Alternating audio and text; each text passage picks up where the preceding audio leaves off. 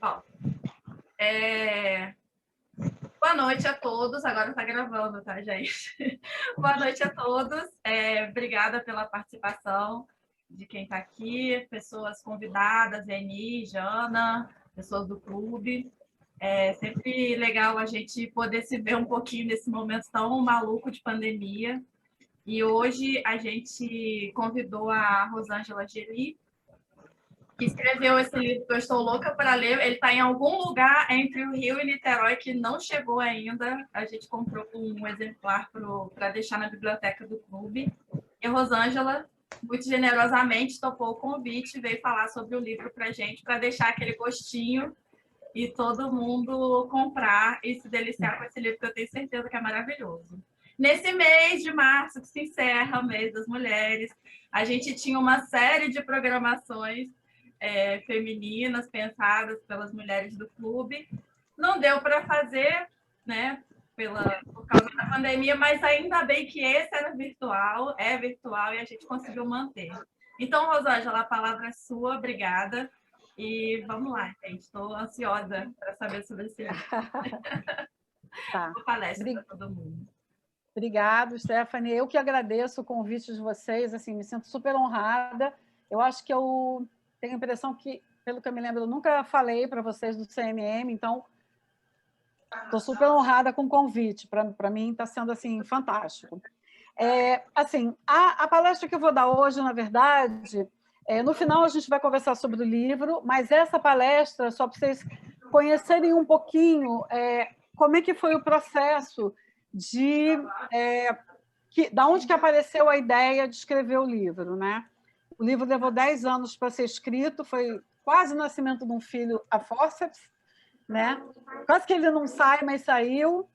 E aí, assim, na verdade, o que eu vou contar aqui para vocês é um pouquinho da onde saiu essa ideia, mas eu acho que é muito legal, porque aqui a gente comenta alguns pontos importantes da história do montanhismo nacional. E aí depois eu conto como é que isso aqui se engrenou lá para acabar no formato que a gente tem hoje, né? Bom, deixa eu só botar isso aqui para cá. Agora eu vou chegar vocês um pouquinho para cá, eu provavelmente não vou ver qualquer coisa, se vocês não estiverem vendo alguma coisa, me avisem. Então, assim, para quem não me conhece, eu sou Rosângela Geli, sou montanhista desde 84, sou guia escaladora desde 87, me formei embora eu tenha começado no Centro Excursionista Rio de Janeiro, em 87 me mudei de Malicuia para o Centro Excursionista Guanabara, onde eu me formei como guia escaladora.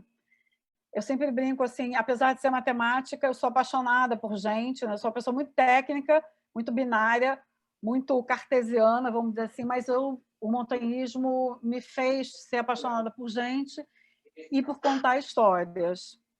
Opa, bom, aí eu sempre costumo contar para as pessoas, né, um pouco dos projetos que eu já trabalhei pelo montanhismo. Por que isso? Deixa eu fazer um preâmbulo, né? Eu sempre digo o seguinte: todo mundo que se propõe a ir para as montanhas e se diz ser montanhista, eu acho que é importante que a gente saiba, as montanhas dão muita coisa para a gente, sabe, é muito agradável estar ali, é prazeroso, a gente acaba formando grandes amigos, grupos de pessoas que talvez a gente nunca se encontrasse ou tivesse amizade, passaria momentos tão bons se não fosse o montanhismo, né? E eu sempre digo o seguinte, que, na verdade, eu sempre recomendo que todo mundo que se quiser, né, ser montanhista e se dedicar às montanhas, que dê um pouco também, né, para as montanhas e para o montanhismo. Então, quando eu falo dos meus projetos, absolutamente eu não quero, olha, eu já trabalhei nisso, não, mas eu quero dizer que eu já tentei dar para o montanhismo e para as montanhas alguma coisa, um pouquinho do que o montanhismo me deu, né? Bom, falando isso, falar um pouquinho dos meus projetos. O último projeto foi o livro, isso não é coisa de menina. Foi o meu projeto número 2 da pandemia.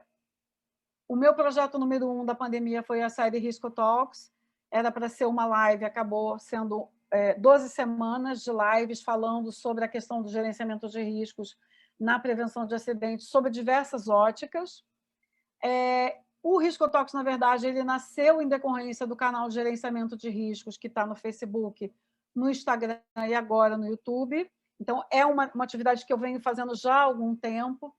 E isso, na verdade, nasceu dessas aulas que eu comecei a dar nos cursos de formação de guias, montanhistas e escaladores. Então, eu sempre dei palestras nos clubes e acabou que isso aí meio que criou vida própria e acabou virando o canal de gerenciamento de riscos. Eu trabalhei na fundação do Grupo Ação Ecológica, que nasceu em função de um trabalho que a gente fez para manter o Morro da Pedreira na Serra do Cipó de pé, porque ele, lá pelos inícios dos anos 90, uma mineradora ia reativar a extração de mármore e ele simplesmente ia desaparecer. Então, a gente fez um trabalho numa época, aí depois a gente vai falar, sem internet. Eu tenho muito orgulho de dizer que, em função desse trabalho, a gente conseguiu que o Morro da Pedreira continue em pezinho lá. Além de aulas de formação em cursos básicos, né, na formação de novos montanhistas. Então, eu sempre gosto de falar isso, mas eu gosto de dar esse preâmbulo e dizer o seguinte: não estou falando isso porque eu sou melhor que ninguém, não. Eu só acho que cada um de nós tem que dar um pouquinho do seu tempo para o clube, para as montanhas e para o montanhismo, porque senão, daqui a um tempo, o montanhismo, se eu não tivesse talvez feito isso, os montanhistas que chegaram depois teriam encontrado um outro tipo de montanhismo e não o que a gente preza. Bom, aí, começando a história, deixa eu botar isso aqui para baixo. Não, tem que ser aqui desse lado. Espera aí que eu estou brigando aqui com o... Está aqui. Bom, como a maioria de vocês deve saber, em 1817 tem um marco, né? Começa a história da escalada feminina do Brasil com a subida pela Henrietta Carstens, de origem inglesa, do Costão do Pão de Açúcar. Né? No livro, eu faço toda uma colocação sobre a questão dela ser inglesa, dela ser mulher, e etc. E tal. Aqui eu vou dar só uma passada rápida. Né? E, então, isso aqui marca a primeira escalada técnica feita no Brasil, e ela foi feita por uma mulher. Então, a gente conta como um marco histórico do início da escalada feminina no Brasil. Mas muitos consideram que a conquista do dedo, sim, é a primeira escalada técnica, que foi feita em 1912. Então, coloquei as duas coisas, né? Temos dois marcos aí. Em 1919, muito assim... Muito bom esse tipo de conteúdo que difere um pouco de venda também é bem importante. Assim, nos primeiros dias você viu no Instagram... Acho que alguém está com o microfone aberto. Posso continuar? Tá, vou continuar então. Estão me ouvindo? Tá, agora, tá bom, beleza. Então, eu vou continuar. Bom, em 1919, então, muito aí pela essa euforia da subida ao Dedo de Deus, foi fundado o primeiro clube de excursionismo do Brasil, perdão, o que seria depois o futuro CEB. Vale a gente lembrar que, e aqui, quando eu criei essa palestra, isso não tinha uma contextualização histórica, e aí o livro, ele decidiu que precisava ter uma contextualização histórica, porque ele criou vida própria, né? A gente pensar que, em 1919, a gente tinha acabado de sair da Primeira Guerra Mundial. A gente tinha um fluxo enorme de pessoas vindo para o Brasil, né, de estrangeiros, e, muito provavelmente, isso foi fomentado pela presença dos estrangeiros e mais essa questão aqui da subida ao Dedo de Deus. Né? Então, eu acho que é importante a gente frisar a questão histórica, como o fluxo de imigrantes europeus, principalmente para o Brasil, meio que norteou, né, deu o caminho para onde nós iríamos seguir como montanhistas. Bom, e aí a coisa começa a acontecer. Somente em 1921, né, o CEB teve a sua primeira associada. Nesse meio tempo, as atividades, na sua grande maioria, eram atividades sociais, né? existia escalada, existia essas coisas todas, mas as mulheres basicamente faziam atividades sociais. Os clubes, na verdade, naquela época, eles tinham uma conotação muito de atividade para se divertir. Ir da praia, não sei o quê, ir ao jockey, não sei o quê. Então, tem muita coisa aí que era puramente social.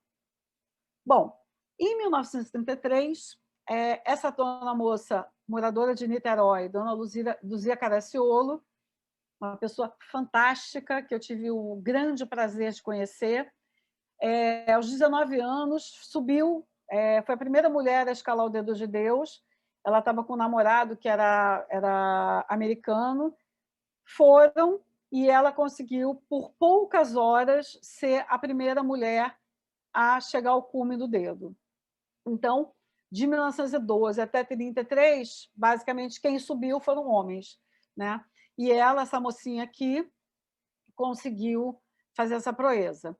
Ela não sabia, quando chegou ao cume, que por acho que uma ou 2 horas tinha uma outra acordada vindo com uma alemã, se eu não me engano, que seria a primeira mulher, que não seria uma mulher brasileira, né? Então, como ela era muito danada, que bom para a gente, chegou ao cume.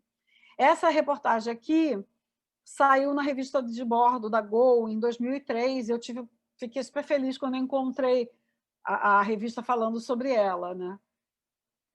Dona Luzia, deixa eu botar para lá de cá, estou brigando aqui com o negócio, eu vou diminuir, qualquer coisa vocês me chamam. Bom, Dona Luzia Caracciolo, essa foto especificamente é uma foto de 1934, Dona Luzia no alto da Pedra da Gávea, e essa foto aqui foi uma foto que me desafiou muito para entender, assim, eu fiquei olhando e pensando assim, cara, o que estava passando na cabeça dela nesse momento, tá? A minha mãe, quando se mudou do Rio de Janeiro para São Paulo, em 1956, né, de calça comprida, quase foi linchada. Então, você imagina, as mulheres em São Paulo não usavam calça comprida. Você imagina isso aqui em 1934. Então, veio muito à minha cabeça assim, bom, o que passava na cabeça dela? Tipo assim, se a sociedade não aceitasse isso, ela realmente não parecia estar muito preocupada. Ela ia, entrava na mata, na montanha, de saia, depois tirava a saia, ia de calça, fazia atividade e voltava para casa. Então, isso aqui, eu diria que essa foto aqui foi o primeiro clique, né? Primeiro desafio que me fez pensar em escrever sobre essa história, o que podia estar passando aqui na cabeça dela nesse momento. Dona Luzia, quando eu a conheci, ela era mais ou menos assim. Aqui ela está com aquela touquinha que ela foi ao dedo, né? Ela sempre foi uma pessoa muito forte, muito estimulante, né? E o tempo que ela ela ficou na montanha por um tempo, depois ela se casou e se separou, né? E depois teve filhos, logo acho que depois se separou, e ela aí percebeu, isso palavras dela, que não daria para conciliar a atividade de montanha e a atividade de ser mãe. E aí o que ela fez? Ela se adequou a isso e passou a velejar. Depois de um tempo, filhos criados, ela foi viver a vida dela e ela nunca mais parou, né?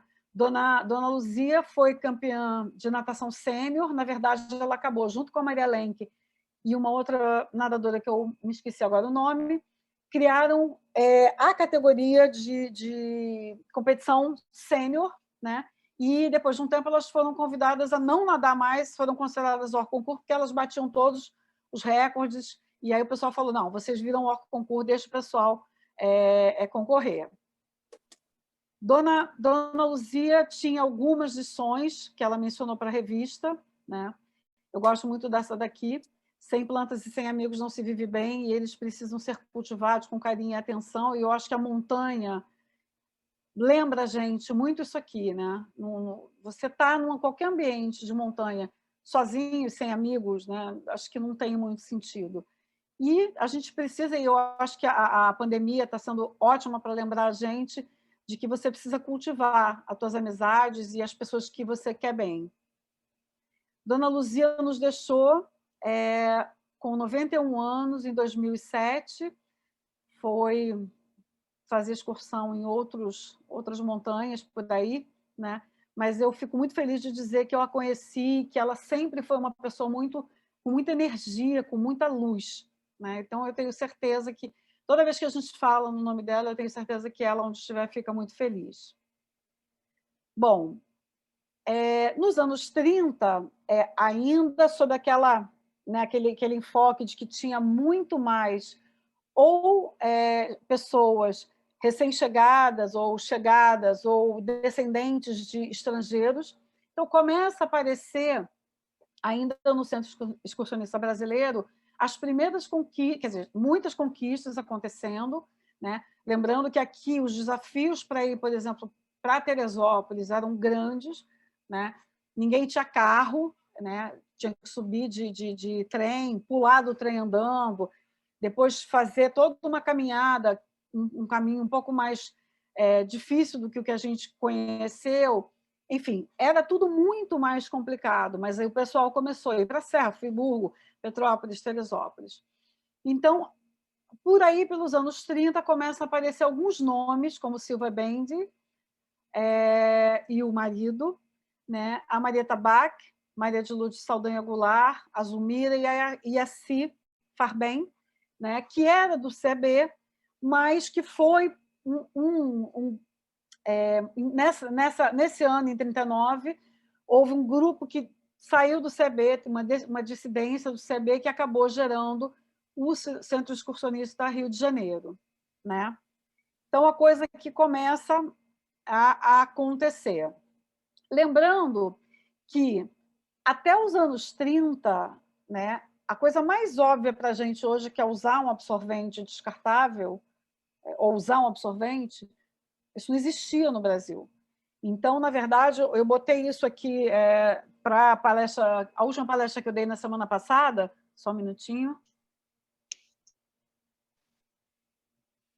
para lembrar o seguinte: imaginem-se, para as meninas que ainda estão em idade fértil, tenta imaginar você durante 2 meses sem um pacotinho de absorvente descartável, querendo ir para a montanha, fazer atividade, blá, blá, blá. Não é simples. As mulheres, elas naturalmente, elas tinham meio que alguma coisa que as prendiam em casa, pelo menos, vamos colocar aí, de 4 semanas, 1 semana, você tinha um problema sério para resolver, para fazer qualquer coisa, né? Então, apenas na década de 30 chega o absorvente. E não era uma coisa, vamos dizer assim, acessível para qualquer pessoa, né? Eu acho que lá pelos final dos anos 60, que isso começou a ser uma coisa assim, que ficava sendo distribuída de uma maneira mais fácil e mais barata, mais acessível. Nos anos 40, ainda nessa onda, né, estamos entrando ainda numa década onde outra guerra aparece, muita gente que já tinha vindo, já estava morando no Brasil, que já tinha migrado para cá. Então, muitas famílias que já tinham família, que começaram a migrar para o Brasil. Então, reforçou essa cultura de montanha. Em 46, aí a gente pensa que entre mais ou menos 42, perdão, e 44, a gente tem outra guerra acontecendo na Europa, que acabou que o Brasil se envolveu nessa guerra, e os clubes de montanhismo que existiam sofreram com isso, porque a sua grande maioria de pessoas era composta por estrangeiros, né? E aí as pessoas algumas foram inclusive convidadas a não frequentar as reuniões do clube por isso, né? Uma coisa que a gente fala assim, imagina, né? Não, aconteceu, né? Em 46, a Rosa Lifts, que é essa moça aqui, foi a primeira mulher a escalar a Agulha do Diabo, né? Eu sempre digo assim, eu estabeleci uma relação de paixão muito grande com a história da Rosa quando eu escrevi o livro. Assim, eu mesma não conhecia, embora estude bastante da história do montanhismo, não conhecia muito a fundo da história dela.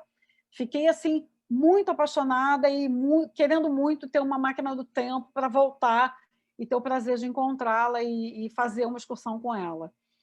Ela devia ser muito danada, porque os anos 40 foi uma década chamada década de ouro do CB, onde as grandes conquistas da Serra aconteceram, e a Rosa, obviamente, isso era muito dada crédito, né, aos homens, aos grandes guias da época de ouro do CB.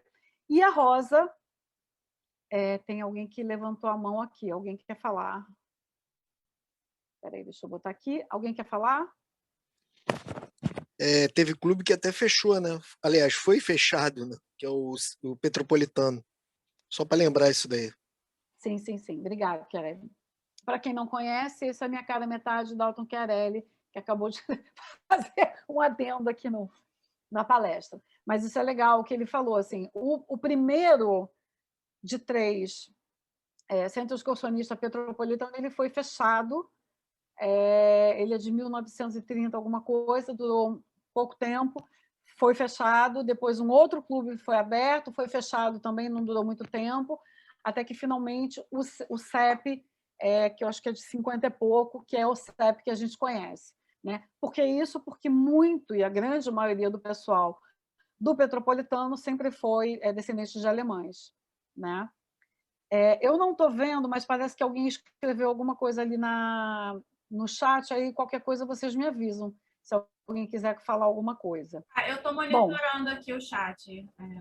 Tá, beleza, obrigado, Stephanie. Tá ótimo, tá ótimo. Bom, então aqui outras moças aparecem, né, como conquistadoras, a Rosa como a primeira mulher a escalar a Agulha do Diabo, e outras mulheres como a Olga Braga começando a excursionar. Eu acho que eu vou propor, Stephanie, que eu fale tudo e aí depois a gente abre para perguntas, pode ser? Claro, pode ser sim. Tá ótimo, então. Vou só parar de vez em quando para tomar uma aguinha. Tá bom. Bom, acaba a década de ouro do CB, entramos nos anos 50, várias mulheres, e a gente começa a perceber que elas já não têm um nome que indique que elas sejam de origem estrangeira, né? Então a coisa já começa a ficar um pouquinho mesclada, né? E aí nessa década muita mulher entrando, né? Obviamente os meninos, mas muitas meninas entrando para excursionar pelo CB. Nos anos 50, há uma pessoa que é assim, muito especial e que eu tive o grande prazer excursionar com ela, inclusive a última excursão dela eu estava, né? Eu tive o prazer, assim, acho que foi uma das excursões, depois de mais de 30 anos de montanhismo, que me ensinou para caramba, a Sionira Holub. Ela começou no meio dos anos 50. A Sionira foi guia e a primeira mulher a presidir por 2 vezes o Carioca. Né? A Sionira tinha uma relação assim de uma paixão enorme pelo clube que ela chamava do clube dela. Né? Ela dedicou muito da vida dela, ela e o Tadeus, o esposo dela, para o clube. Então, eu sempre digo o seguinte, eu preciso dar valor a essas pessoas, porque quem está trabalhando pelo clube está preservando a história do montanhismo e os valores do montanhismo que a gente tanto preza. Em 51, uma outra pessoa que assim também uma das pessoas que eu conheci, né? Não convivi, mas conheci, tive o prazer de conhecer, Dona Alda Pacheco da Rocha, uma pessoa assim muito simples, sabe, muito tranquila, mas assim uma grande montanhista.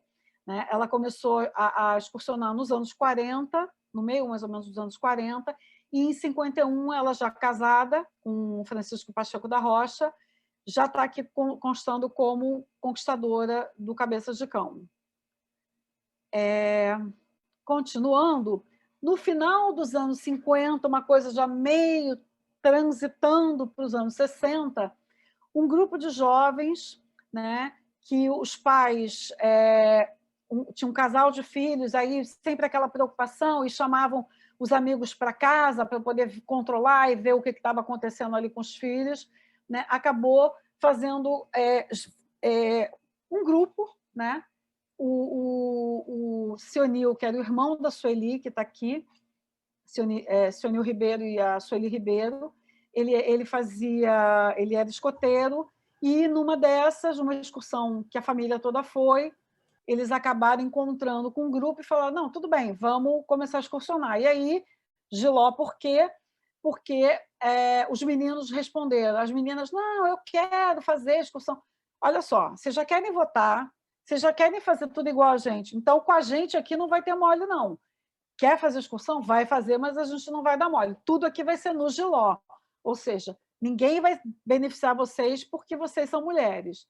E assim, em 58, nasceu o Centro Excursionista Giló, que depois, por uma série de questões técnicas, né, com o governo, acabou tendo que mudar de nome, e o que deu origem ao Centro Excursionista Guanabara, que até hoje continua com o mesmo espírito festeiro, de receber bem as pessoas, etc. e tal.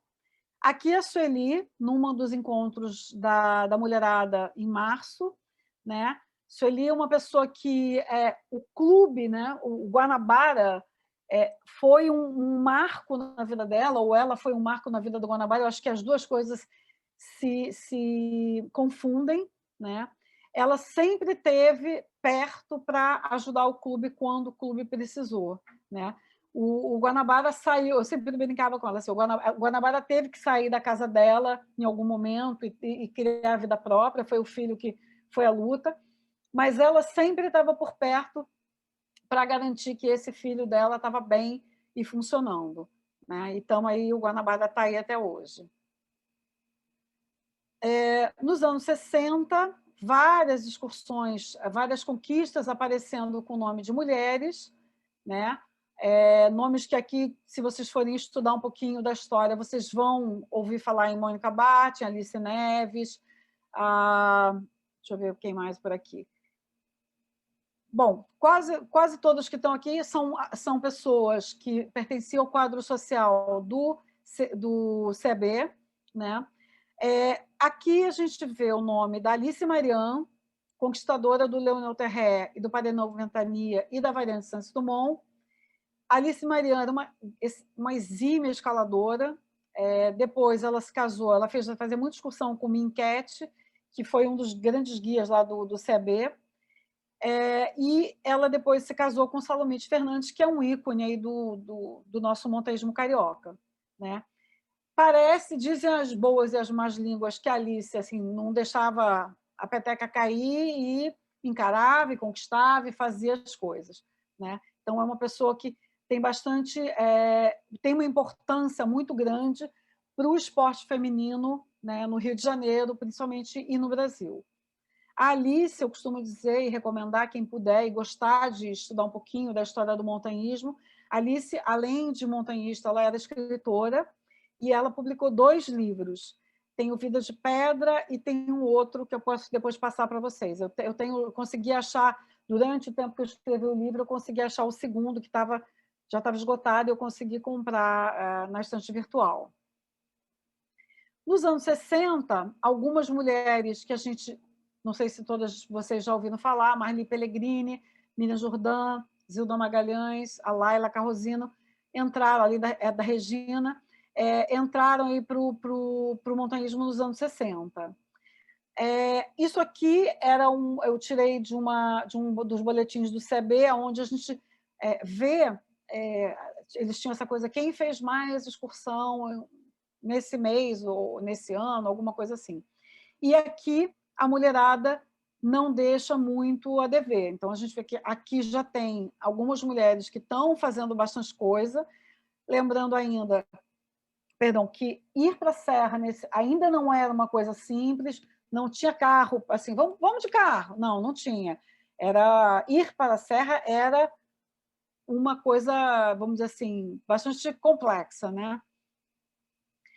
Não falei, mas a Marli Pellegrini, que era a Marli Campelo, ela e a mãe, a Helena Campelo, foram grandes montanhistas dessa época.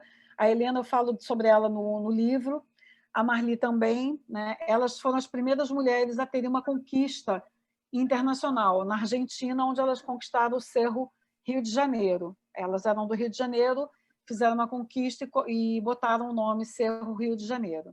Alguém quer falar alguma coisa?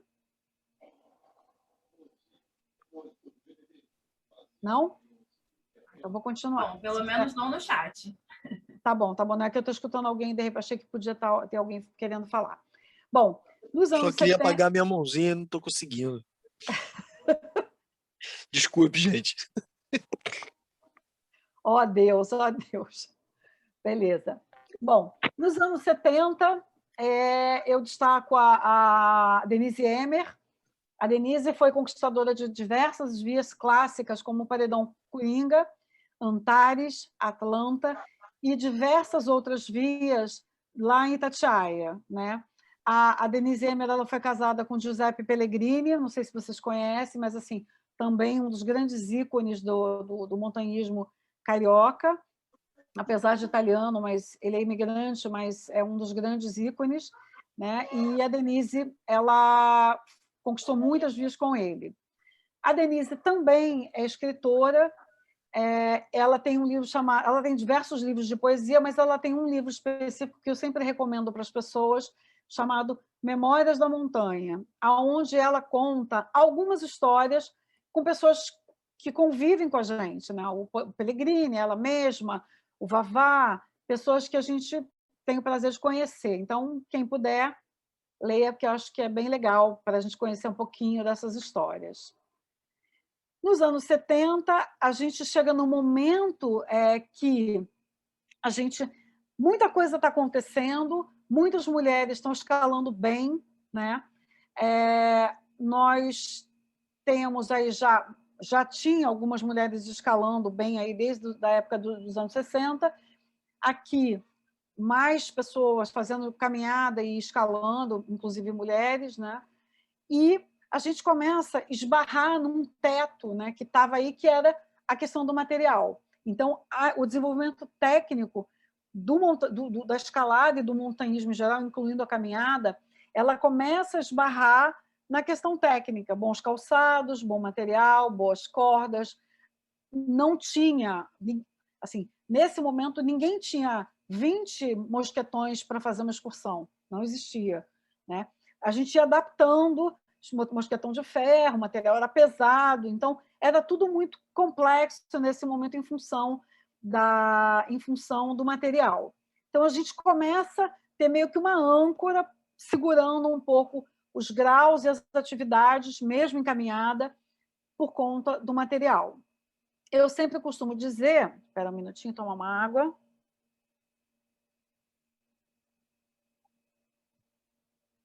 Eu sempre costumo dizer, apesar disso, que a gente tem, já mais para o final dos anos 70, uma conquista com a participação da Teresa Aragão, que ainda excursiona, é canoísta, faz caverna até hoje. Teresa participou de uma conquista de uma via de sexto com sexto sup, o que hoje ainda é uma coisa que você fala, caramba, né? Uma conquista aí é um negócio que lá na Pedra Norte, na Pedra Grande de Jacarepaguá. Então, assim, não é pouca coisa, não. Você traz isso, né? Desloca isso no tempo, leva isso para os anos 70, onde chegar em Jacarepaguá não era tão simples, não tinha material como a gente tem hoje disponível. Então, assim, isso aqui eu sempre chamo a atenção, apesar da Teresa sempre reclamar comigo, não era nada disso, mas eu sempre digo que sim, era bastante coisa.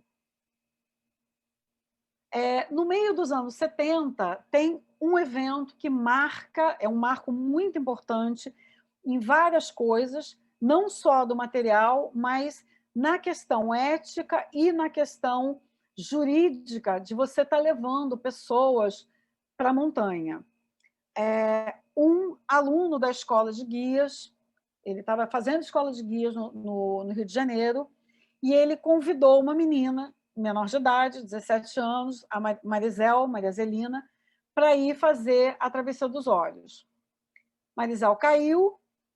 Nesse tempo ainda se escalava muito de corda de sisal, as cordas não tinham, não absorviam o impacto de uma queda e elas eram colocadas na cintura. Nesse momento que ela cai, né, considerando que tinha uma corda razoavelmente estática, sem a cadeirinha, a corda sobe, estrangula ela pelas costelas, pelo peito, depois de um tempo que ela ficou pendurada, e ela morreu asfixiada, né? Isso aqui foi um marco histórico, uma série de questões. Primeiro, do material. Caramba, ela morreu, se ela tivesse com uma cadeirinha, ela ia ficar incômoda, mas eles teriam tempo para tirá-la dali. Questão ética, porque, de repente, um aluno de uma escola de guia ainda não está habilitado para levar uma pessoa para escalar, ainda mais uma via que é fácil, mas é técnica. Uma via horizontal, que tem lá seus melindres, e a questão também técnica da responsabilidade, a responsabilidade da pessoa que levou, de isso envolver o clube, tem toda uma questão, várias questões que foram discutidas a partir desse acidente. Então, isso aqui a gente considera como um marco que acabou. Na hora que a gente virou para os anos 80, a gente já virou com outro olhar. Então, por exemplo, aqui a gente vê, isso aqui é uma foto da Norma de Almeida, que foi um grande ícone da minha geração, eu comecei em 84. Se vocês prestarem atenção, ela já não está mais escalando com uma corda de sisal, e está com um baudrier integral. Né? Isso aqui é muito... Baudrier integral é muito em função desse acidente que ainda estava muito recente, que aconteceu com a Marizel. Né? Isso aqui são 2 fotos, acho, no Dedo de Deus, se eu não me engano, e a gente ainda adaptando o material. Isso aqui ela está escalando com quichute, com a trava da frente cortada. Eu cheguei a escalar de quichute também. Né? A Norma, quando eu comecei a excursionar, ela já estava fazendo curso de guias e foi meio que um farol que a gente, né, que estava chegando, seguiu assim, ai, caramba, uma menina que vai ser guia, não sei o quê. Então eu falava, quero ser que nem ela. Né? Nos anos 80, começa a indústria de material para a escalada começa a se desenvolver, mais gente começa a fazer excursão, a fazer atividade, e aí, no exterior, começa a ter mais disponibilidade com preço mais acessível. Começam a ser destaques, nesse momento, lá fora, alguns nomes, né, que eu só cito 3, mas que, para mim, ainda são nomes bastante importantes. Catherine Decivelle, que é, para mim,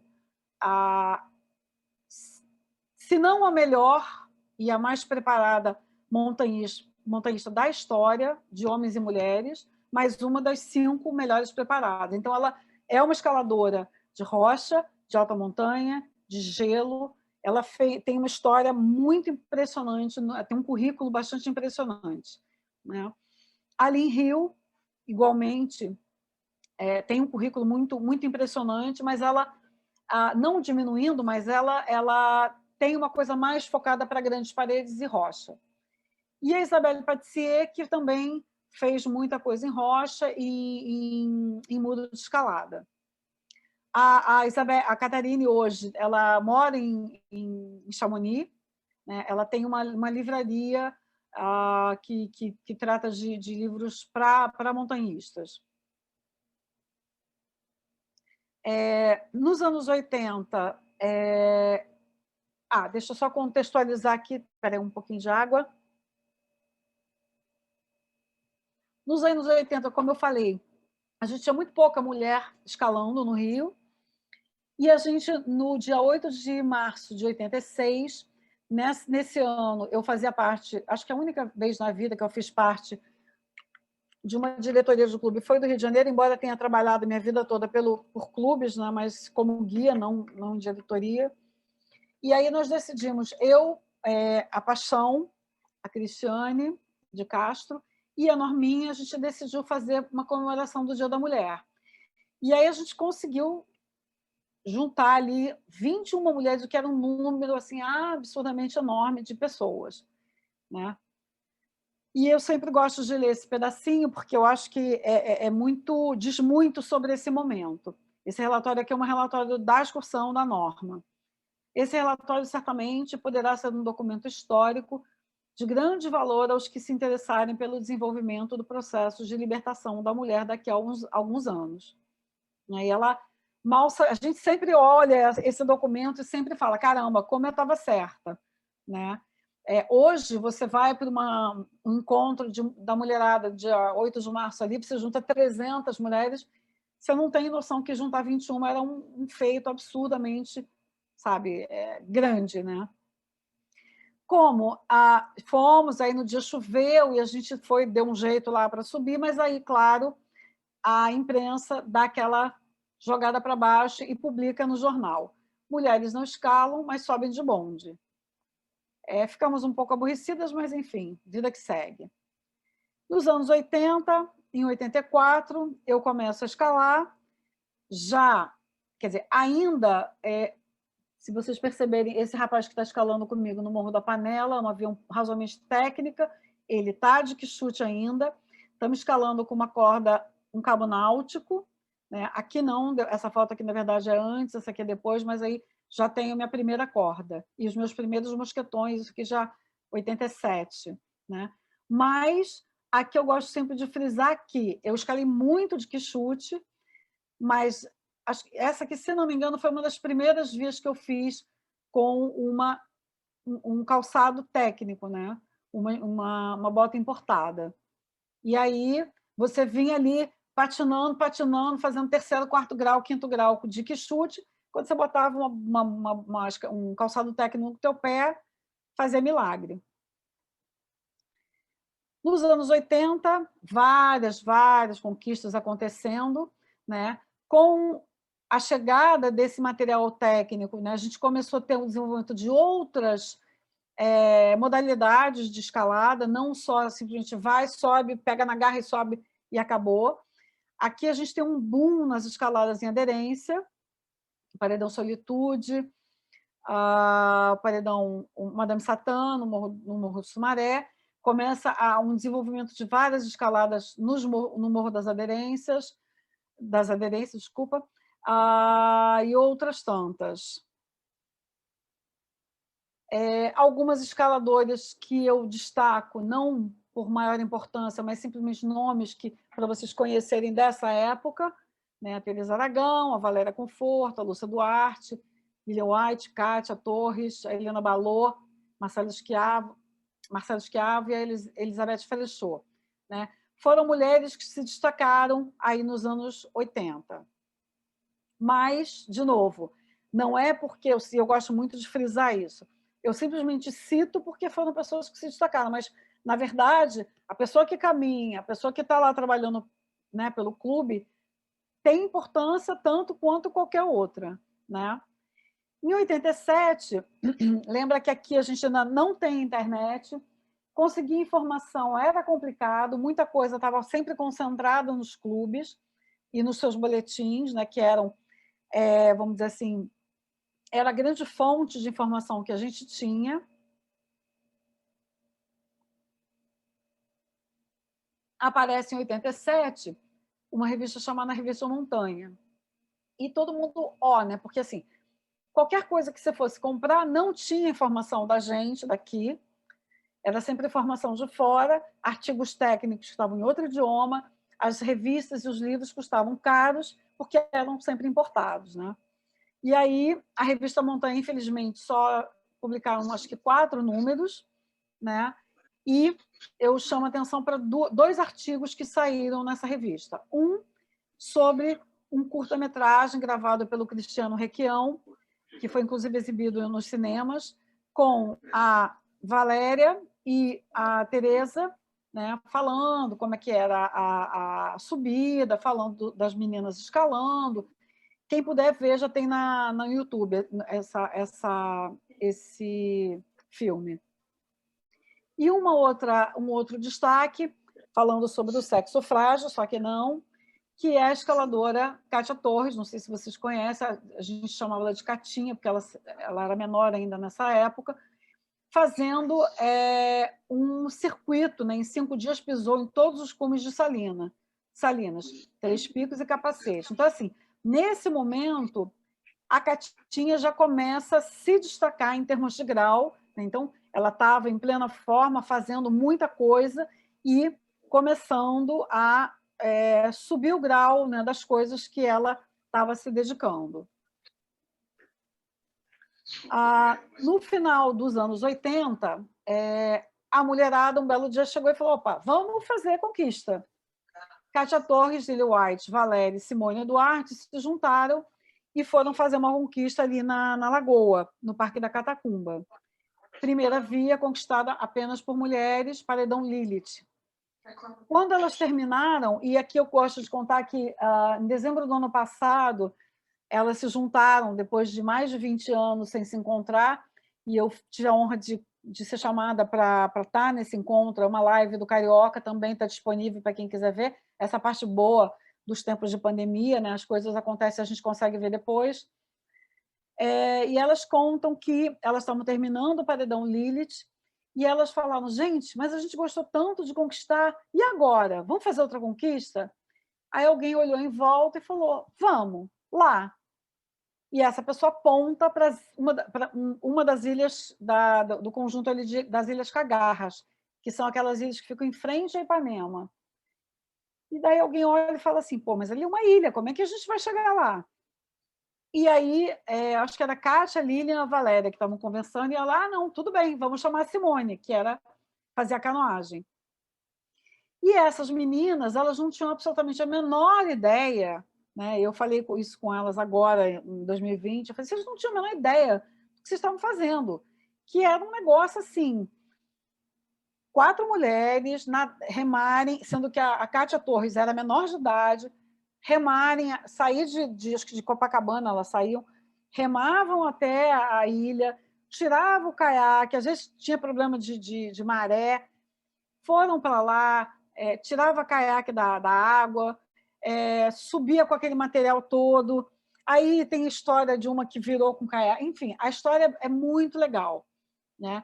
Elas chegaram a me convidar na época para participar dessa conquista, mas como eu sou uma pessoa assim, tenho um pouquinho de problema com água, eu falei, gente, eu fico torcendo para você estar aqui, né? E eu brinquei com elas e contei isso agora em dezembro. A Tereza Aragão acabou entrando depois, quando a Catinha, menor de idade, quebrou o pé num dia num tombo que ela levou lá. Assim, eu recomendo para vocês que vejam a live delas contando a história, porque vale muito a pena. Bom, as Sereias Desvairadas é essa linha azul, né? Depois que elas fizeram essa conquista, outras 3 linhas foram desenhadas nessa mesma ilha. Bom, passamos para os anos 90, né? Em 93, a escaladora Roberta Nunes, que também é um nome bastante importante da escalada não só brasileira, mas sul-americana, sul-americana.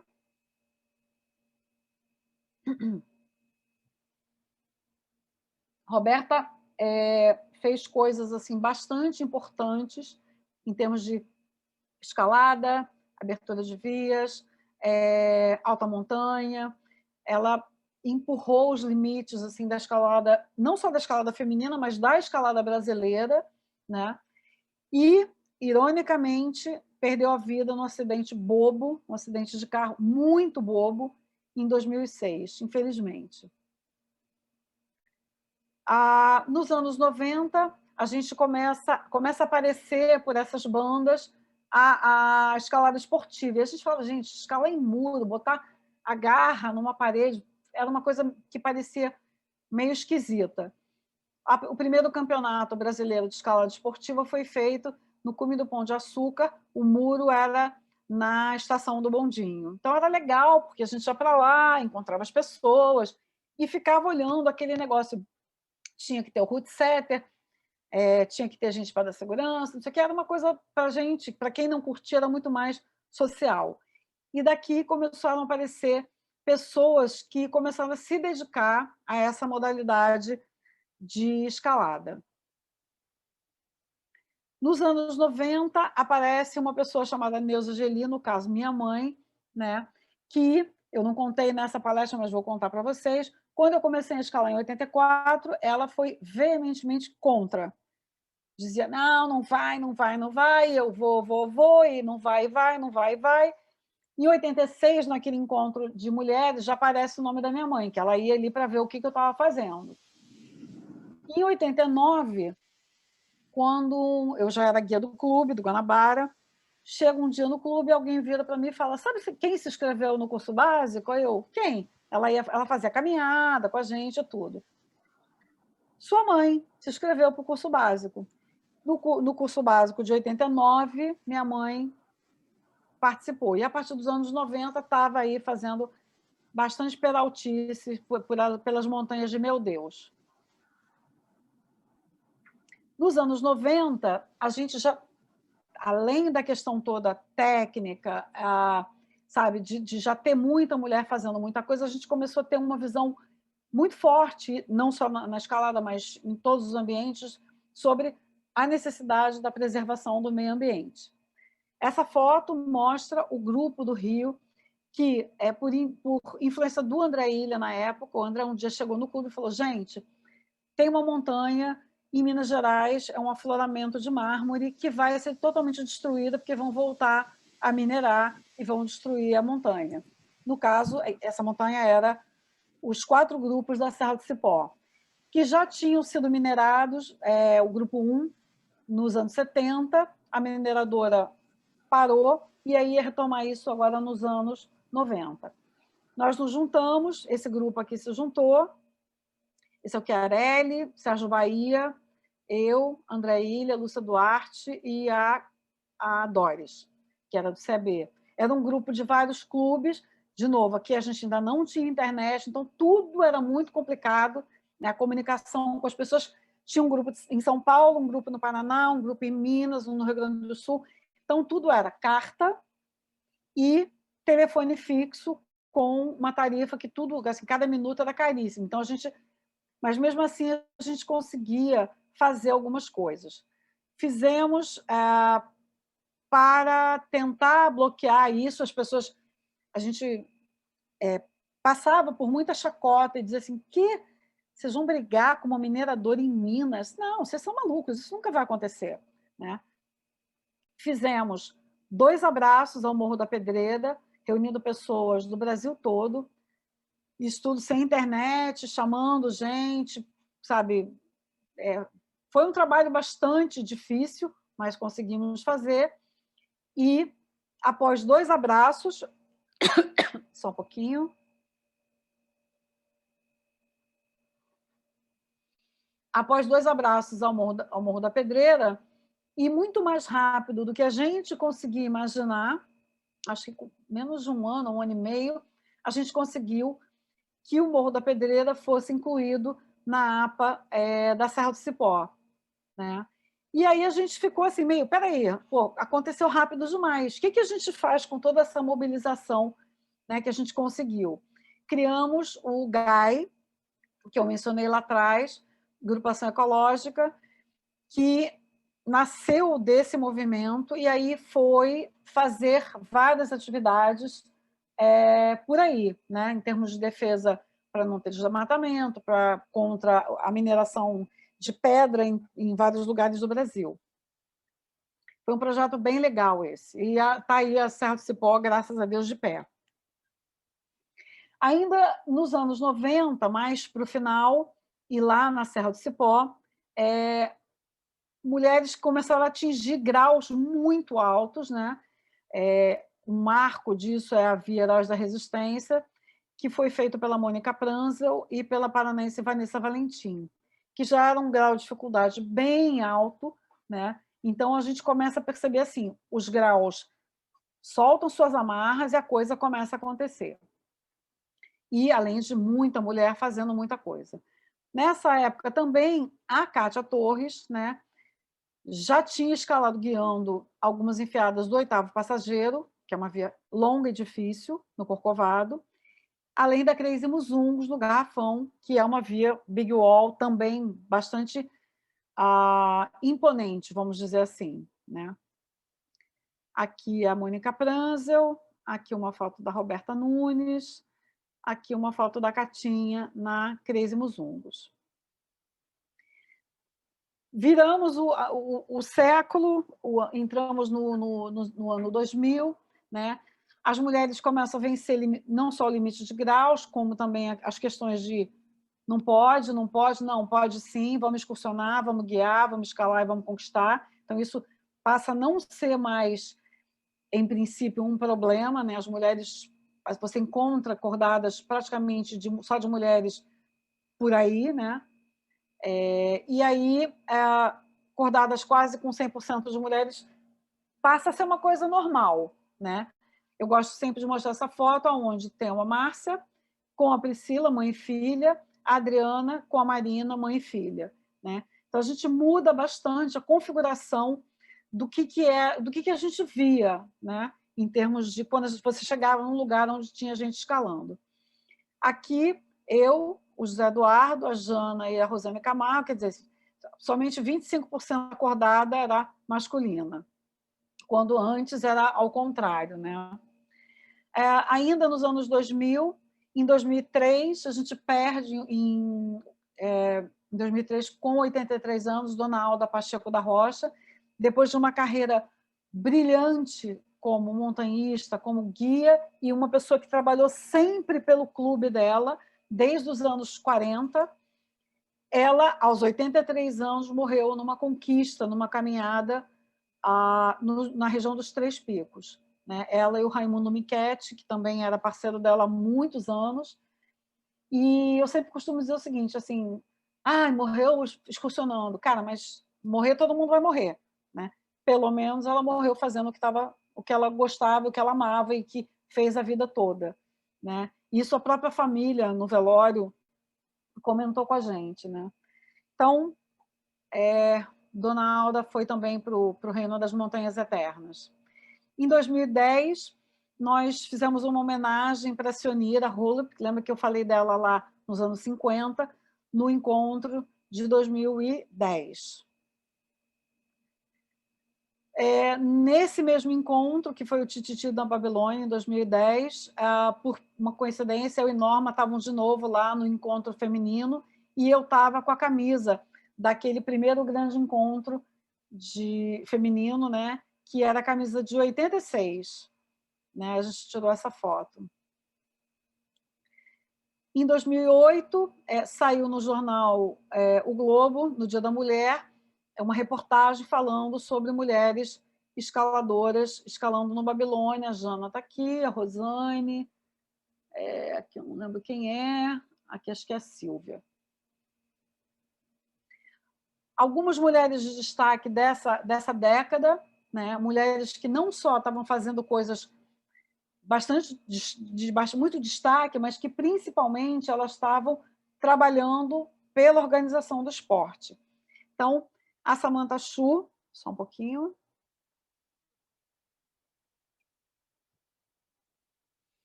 A Samantha Chu, diretora técnica da FEMESP, a Patrícia Matos, diretora de competições da FEMERGE, a Daniela, que era suporte legal da FEMERGE na época, a Adriana Mello, organizadora durante muito tempo dos encontros anuais do Dia Internacional da Mulher, e a idealizadora do site Mulheres na Montanha, que, aliás, foi por isso que a gente decidiu, né, fazer essa palestra aqui em 2010, por conta do aparecimento do site da Mulheres na Montanha.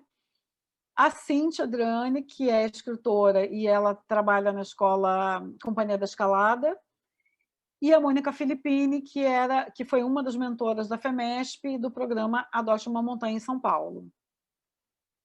Algumas mulheres aqui que eu destaco dos anos 2000, a Mariana Mello, mãe da Adriana, a Helena Fagundes, a Kika, a Mariana Candeia e a Marcela Chaves.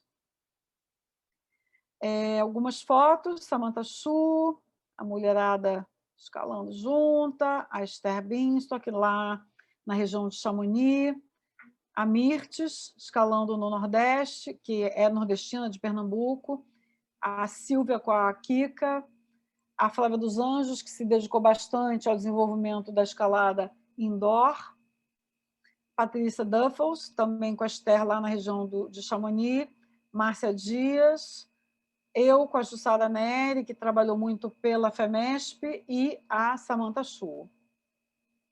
Mariana Candeia, fazendo alta montanha. Marina, comemorando os 70 anos, fazendo os italianos.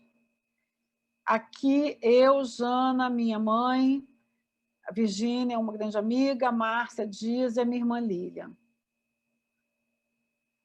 Em 2010, aparece o site Mulheres na Montanha, que, na verdade, começa a colocar ali a história, né, escrever a história dos encontros da mulherada.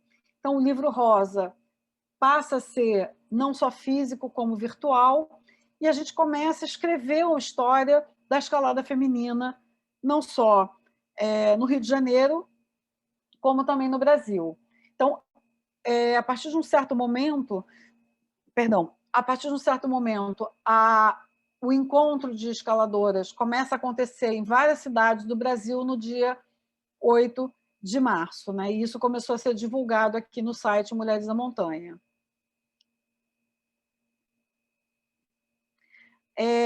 Eu coloquei isso aqui porque eu acho que essa carta ela foi publicada no boletim do Centro Excursionista Rio de Janeiro, aonde um cara super querido chamado José Carlos Muniz, um grande amigo, fala das meninas escaladoras e menciona algumas delas. Eu tenho a honra de estar aqui mencionada, né?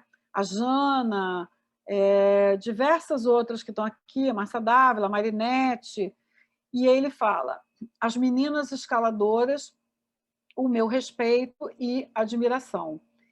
Então, aqui a gente menciona algumas dessas mulheres que, juntas, fizeram o montanhismo que a gente conhece, não só tecnicamente, mas também se dedicando como guias, sabe, praticando esporte e fazendo com que o montanhismo chegasse até nós hoje com a cara que ele tem, né, do jeito que ele é hoje.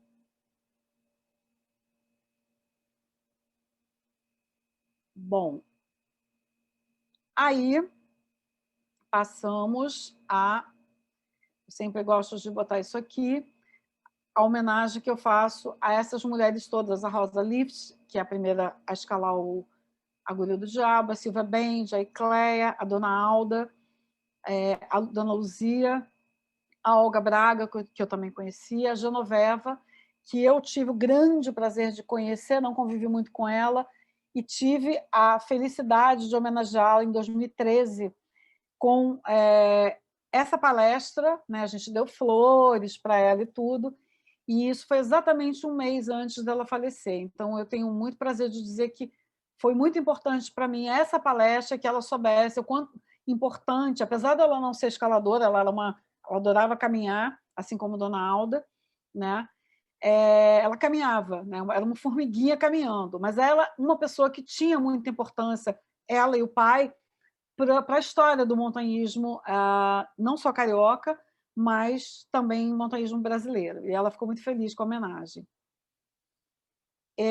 Também queria homenagear todas as mulheres que trabalham pelo esporte, as mulheres que, às vezes, não aparecem, né, não são reconhecidas por esse trabalho. E, quando eu decidi escrever o livro, esse foi a tônica que eu tentei abordar, né? Então, a minha homenagem a essas mulheres que compartilharam comigo as suas histórias, muitas delas, às vezes eu falava, quer escrever para, né, fazer uma entrevista? Mas sou escaladora, não tenho muito nada para contar, minha história, não, imagina. E não, tem muita história legal para a gente saber de mulheres que, às vezes, estão assim, muito anônimas, né, na história do montanhismo. E, por conta dessas pessoas que fazem uma live hoje, que estão batalhando para os clubes continuarem com a atividade e tudo, o clube continua e vai continuar durante muito tempo. Os clubes já passaram por muitos perrengues nesses anos todos, né? A pandemia é só mais um, né? Então, eu acho que a gente precisa bater palma para essa mulherada e para os homens, claro, também, que dedicam o seu tempo a manter os clubes abertos e manter o esporte funcionando. Bom, aí termina a palestra, né? E aí, aí eu vou contar um pouquinho da questão do livro, né? Em 2010, quando eu fiz essa palestra com a Adriana, eu fiz uma pesquisa grande, eu já tinha a ideia de escrever o livro, e quando eu terminei a palestra, eu descobri que eu tinha muito mais material, sabe, do que a palestra usou, né? Daí eu falei, bom, tem que escrever alguma coisa. E aí comecei a escrever, lembra que eu falei, baseado na fatura da Dona Luzia, conhecer a Dona Alda Pacheco, Dona Luzia, estudar um pouco da história da mulherada que começou lá no CB, e aí o livro meio que tomou vida própria. Ele decidiu que caminhos que ele mudou de cara várias vezes. Eu levei 10 anos pesquisando e escrevendo para chegar nessa versão que vocês vão conhecer ou já conhecem. Eu escrevi 40% do livro há 10 anos atrás.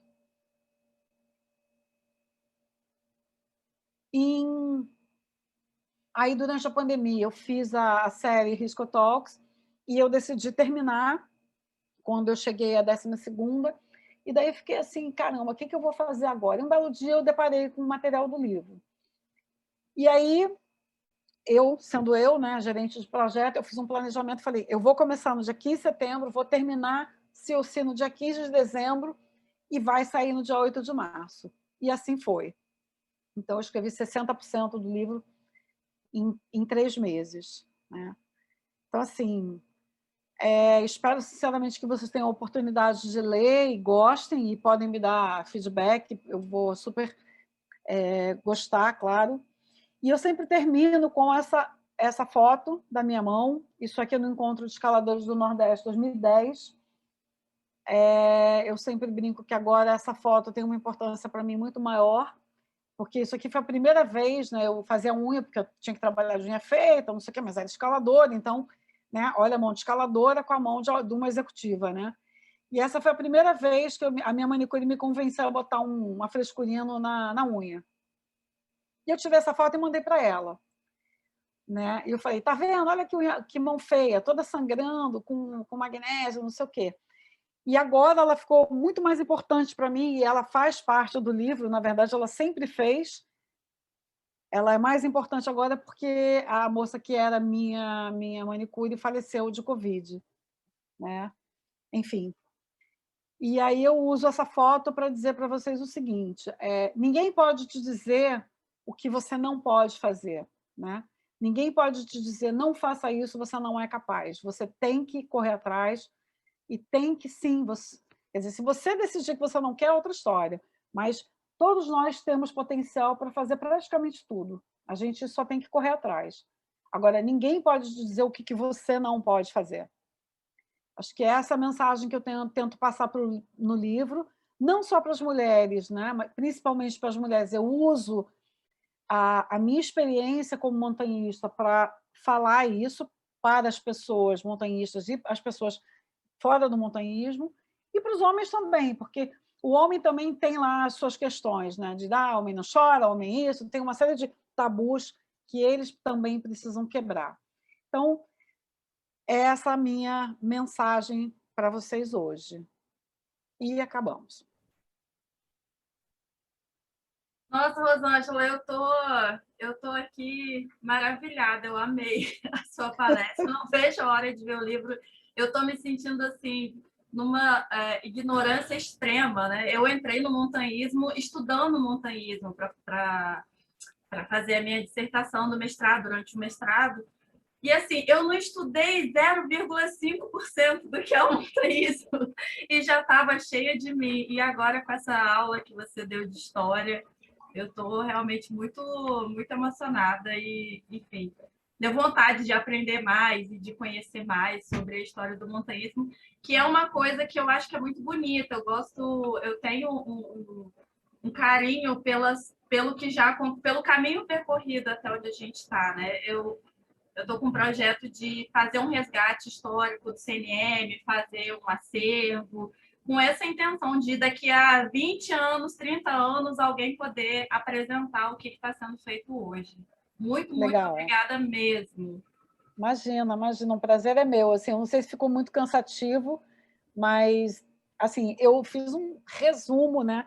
Na verdade, a palestra ela é assim, praticamente muito pontual perto do que porque é o que eu falei, né? O livro criou uma vida própria e chega uma hora que, assim, nesses 10 anos, tinha dia que eu brigava com ele, porque ele queria para um canto, eu queria para o outro, e ele falava, não vou, eu quero fazer... Não sei. Ele decidiu o que ele queria. Né? Uhum. E é um processo assim, eu sou matemática de formação, sou uma pessoa muito cartesiana, e escrever, para mim, foi difícil. eu vou te falar que foi um processo muito difícil, mas assim, eu tô cada vez mais apaixonada por essa história.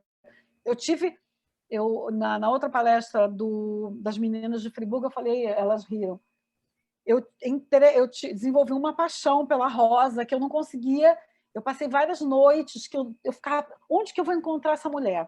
Será que ela está viva? Assim, só para vocês entenderem o nível da pessoa, o probleminha da pessoa, né? Eu descobri uma Rosa Lift no México, morando num abrigo para senhoras. Peguei o telefone, liguei, falei, oi, tudo bem? Eu estou falando do Brasil, eu quero saber se essa dona Rosa ali... Então, assim, eu não conseguia, eu criei uma conexão com ela e eu não conseguia. E chegou uma hora que eu falei, atenção, já virou problema, entendeu? Então, vamos lá, vamos racionalizar. Mas, assim, são histórias muito apaixonantes, muito, extremamente apaixonantes. Eu espero que conseguir passar um pouquinho dessa paixão que eu tenho por essas moças todas para vocês. Com certeza, com certeza. Aqui os comentários, a Jana teve que sair em algum momento. O Juratã disse que só se escalava só com Laís de Guia. Ele fez Laís de Guia. Porque aqui saiu Laís. Eu fiquei na dúvida se era uma mulher ou se era o nó. A Eni pontuou em 2 boletins do CNM, tem artigos sobre a Len Hill e a Destiville, não sei como é esse nome. A Catarina Destivelle. A Carolina Salvador, eu estou adorando, amo história, e ainda mais assim de mulheres desbravadoras. Não sabia bem o que esperar, mas estou amando aprender sobre elas.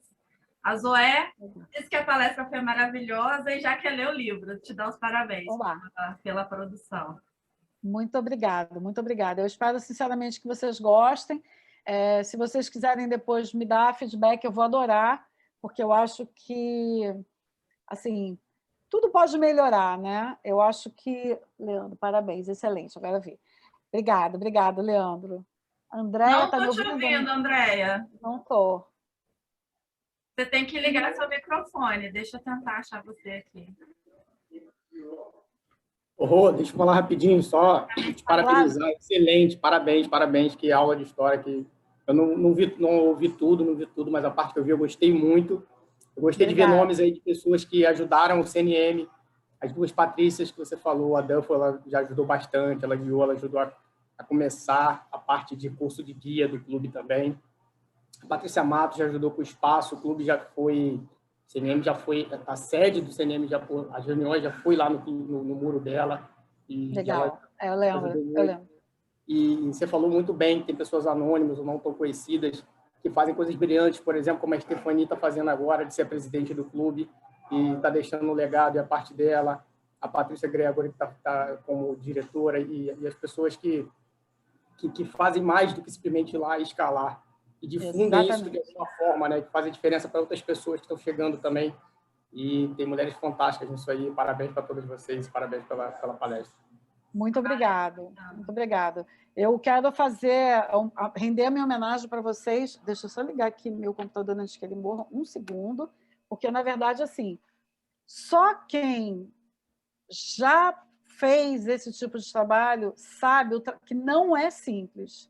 Tem dia que você tem que vontade de fazer assim, vate, sabe? O teu amor é tão grande. Eu acho que é meio que amor com filho, assim, que você... É amor e ódio, né? Tem dia que você fala, chega, não quero mais. Não, imagina, não vou largar o clube, não sei o quê. Essa dedicação, gente, não tem preço. E eu sempre, sabe, bato nesse ponto que é, assim, quem está de fora não tenha mais, assim... E o voluntariado, né? Porque isso exatamente. Voluntariado é de graça. A pessoa não ganha isso. Você vê, a Eni também, não falei dela, mas ela está aí e ajudou muito o clube. E o Montaí, de uma forma geral, e também o lado de resgate, essas coisas. Ou seja, tem muita mulher aí que fez toda a diferença e está fazendo, e parabéns para vocês aí. Legal. Então, meninas, parabéns para vocês. Parabéns. Alguém mais quer falar alguma coisa? Patrícia Gregory, você é sempre uma pessoa tão expressiva. Eu sou aquela que fala. Eu sou aquela que fala. Então, lá no início, quando você falou da Luísa, Rô, eu fiquei muito emocionada, porque, assim, quando aquela frase, você falou, é o destaque, assim, cultivar amizades e tudo mais, e eu vejo, ao longo do tempo que você esteve em vários projetos ecológicos e tal, e, assim, pelo que eu percebi, era sempre recebendo, juntando, agregando pessoas de outros clubes, de outros lugares, né? E, enfim, as pessoas se uniam muito. E isso é uma coisa que eu tenho dentro de mim, assim, desde a primeira vez que me convidaram para ser diretora social do clube, era assim, o meu foco sempre foi juntar todo mundo, fazer evento para juntar todos os clubes e fazer uma... Porque, assim, é muito interessante que, a partir desse movimento, assim, toda vez que a gente vai para um lugar, que vá para Salinas ou que vá para o Parnaso, sempre... invariavelmente a gente encontra pessoas conhecidas, queridas, que vêm de outros lugares, então a gente nunca está sozinho. Então, assim, essa coisa de agregar e de juntar todo mundo no mesmo espírito, assim, nossa, quando você falou isso, eu falei, caramba, eu não estou sozinha, porque é uma coisa muito isso, né? Eu até falei com a Stephanie, eu estou com umas ideias aqui para a gente começar a fazer mesmo virtualmente, fazer umas coisas assim, para ver se chama todo mundo dos outros clubes também, para fazer esse espírito de congregação, que é sensacional, porque eu acho que é isso, quando a gente se junta, você vê o movimento que vocês fizeram para salvar lá a Serra. Com certeza. É 4 ou 5 pessoas sozinhas de um clube daqui do Rio de Janeiro não conseguiriam, mas vocês juntaram tanta gente, né? E num tempo de dificuldade. Imagina hoje o poder que a gente tem, né? Então, assim, eu fiquei... Caramba, eu acho que eu gostei, a gente está mais sensível, mas eu acho que teve uns pré-choros aqui várias vezes. Eu também compartilho desse sentimento, Patrícia. Teve uns pré-choros aqui também. Eu estou morrendo de medo de ler esse livro. Verdade. Olha, eu só tenho que dizer que, assim, até agora, 3 pessoas terminaram o livro todo, né? Eu vou falar o seguinte, desde o primeiro... Eu, que sou uma pessoa que... Eu sou aquela, né? Todo mundo fala que eu sou muito dura, que não sei o quê, discussão comigo, não sei o quê, que eu sou isso, aquilo. Eu tô, literalmente, agora eu vou usar um termo muito feio, mulherzinha, porque, assim, desde o primeiro dia que eu vi o miolo, chegou o miolo do livro, eu parei aqui, eu chorei. O que eu já chorei, vocês não têm noção. Vocês não têm noção. Chorei. Beleza. Aí, 2 amigos meus, que não sei quem viu a live de lançamento, que eu homenageei o Carlos, que foi a pessoa que me levou para a montanha, com a esposa dele, foram os 2 primeiros, pegaram, e aí me fizeram declarações super lindas, assim, e que me tocaram muito, e, obviamente, eu chorei copiosamente. Aí a Norma, que eu mostrei, né, que foi a guia, que foi assim, meio que... Eu sempre brinco com ela que, assim, uma vez eu, tipo assim, começando a escalar a bolha d'água, ligo para a casa dela e falo, ligação, né? Telefone fixo. Oi, tudo bom, Norma? Que é a Rosângela. Eu queria escalar com você. Ela falou, quem é você? Putz! Aí eu, o que você já fez? Aquela pergunta que é para te matar, né? Não, eu estou começando. Eu nem tinha feito o curso básico, porque quando eu cheguei no clube, o clube estava meio bagunçado, não sei o quê. Não fiz curso básico, então não vai, não. Aí eu desliguei o telefone, ela fica penalizada quando eu conto isso. Aí eu falo assim, eu me lembro que eu pensei, me falo para ela, um dia você ainda vai ser minha amiga, eu vou ser guia, você ainda vai ser minha amiga. E foi, entendeu? E aí foi, assim, a minha amiga hoje e tudo. E eu falo para ela, imagina se você tivesse me levado para escalão, você não ia ser minha amiga, não ia ser guia, enfim. Né? Precisou de uma esnobada histórica, né? Foi. E aí a Norma sabe dessa história, e a Norma pegou o livro num domingo de manhã, tipo, foi num domingo de manhã, na segunda tarde ela me ligou, ela falou, você não podia ter feito isso comigo. Eu falei, cara, o que aconteceu? Eu falei, eu estou chorando, porque ela já chora à toa. Eu estou chorando desde ontem, eu parei de chorar um minuto.